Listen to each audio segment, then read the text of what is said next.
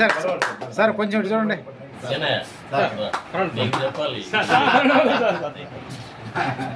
Right sir right. So ఒకసారి claps కూడా Ravi sir ఇటు చూడండి. సరే రవి సార్ ఇటు చూడండి అందరూ.